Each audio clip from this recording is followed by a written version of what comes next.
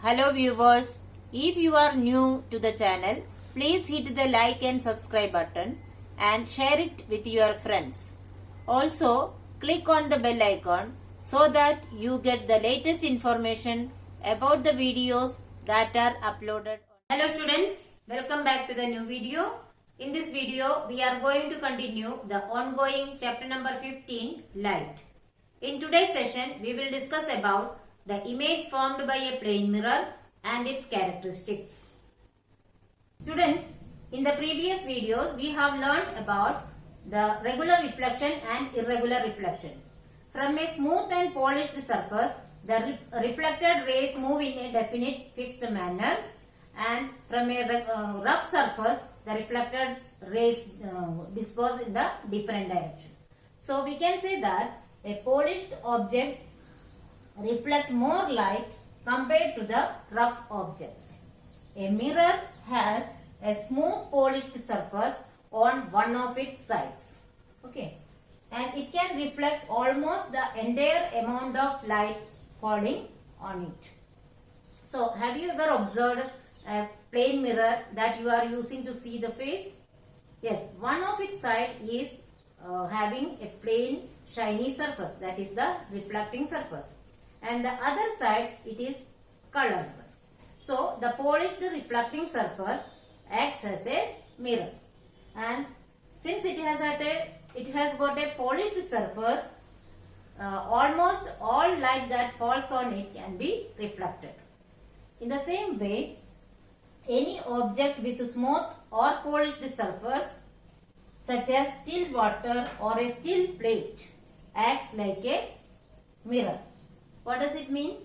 Any polished surface, even the surface of still water means without any movement, acts like a plane mirror. In the same way, steel plate, a new steel plate also reflects most of the light falling on it and acts like a mirror. Now, let us discuss the image formed by a plane mirror. First of all, we will see what is an image. An image is a visual replica of an object. Visual replica means the way the object is seen after the reflection of light.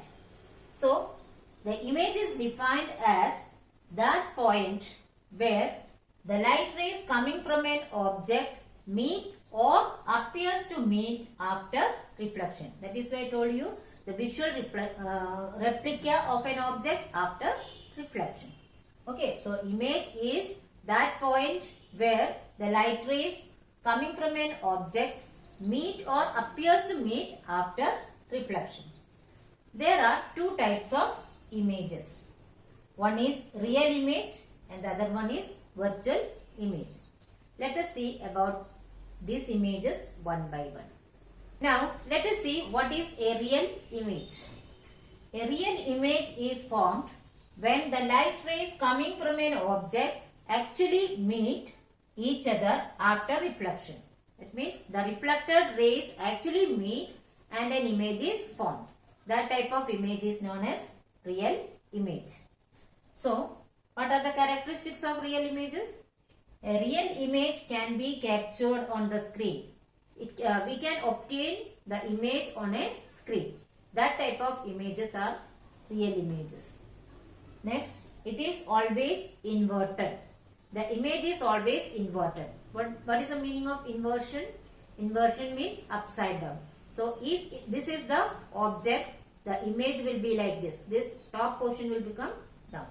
This is the inverted image. So, a real image of any object is always inverted. Next, it is always formed in front of the mirror because they are formed by the actual meeting or actual intersection of the reflected rays. So, that is formed only in front of the mirror. Now, let us discuss about virtual image. A virtual image is formed when the light rays coming from an object do not actually meet after reflection but appear to meet when produced backward. So, they are not formed by the intersection of the actual reflected rays but only the extended rays appear to meet. And now what are its characteristics? The virtual images cannot be captured on the screen. A real image can be captured because they are formed by the actual reflected rays, but here virtual images are formed by the extended rays. So we cannot capture the virtual image on the screen. Next, the virtual image is always upright or erect. Upright means this way. So if it is the object, this is the top portion and this is the bottom portion. The image also will look like the image object only. That means the virtual image is always upright. It is also called as erect. Okay. Now it is always formed behind the mirror, because I told you that they are formed by when the reflected rays, extended rays meet behind the mirror. So we can say that virtual image is always formed behind the mirror. Now we will discuss an activity. The aim of the activity is to study the characteristics of image formed by a plane mirror. Now the materials required for this activity are a plane mirror, a small card, a sketch pen and a graph paper. Students, in the textbook it is explained with the help of a candle. But using a candle, some of the features of the image formed by plane mirror can be clearly seen. But I have taken different objects so that all the characteristics can be studied together. Now let us see what is the procedure. Take a plane mirror and place it vertically on the table. Here this is the plane mirror that is kept vertically on a table. Then write letter E on the card and place it in front of the mirror. So this is the card taken and in that letter E is written little bigger one. Okay. And it is placed in front of the mirror. Now look at the image formed in the mirror. So this is the image formed by the plane mirror. The letter E is seen like this in the mirror. Now place a graph paper flat in front of the mirror between the letter card and the mirror. What we have to do next? The graph paper that we have taken, we have to place it in front of the mirror flat like this, so that we can locate, we can count the number of squares coming in between. Count the number of squares that you can locate between the letter in front of the mirror and the mirror. So last step is we have to take a graph paper and place it in front of the mirror, that is in between the letter and the mirror, and count the number of squares that we are able to locate between the letter in front of the mirror and in the mirror. So that is the procedure part. Now let us discuss the observations of this activity. First one, the image is upright. Here you can see the image is the same as that of the object. The image is of the same size as the object. Size is also same and the position is also same. Third one, the image is inverted sideways, that is left to right. The left side of the object is appearing as the right side. That means left to right inversion has taken place. The image cannot be projected on a screen.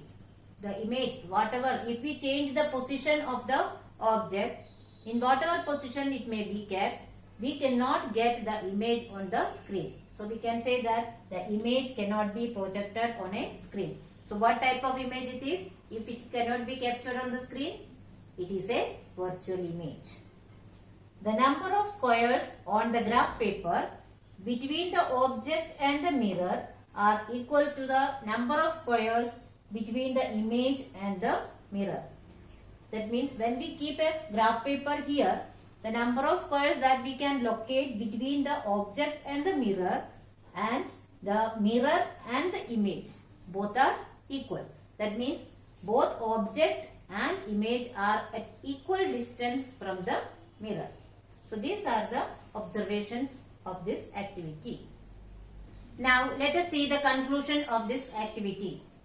The image formed by a plane mirror is always virtual, upright, same sized and laterally inverted.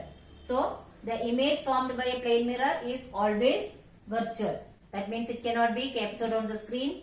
It is upright, same size, that is the size of the image and the object are equal, and laterally inverted. Only its side changes, that is left right inversion takes place. That is known as lateral inversion.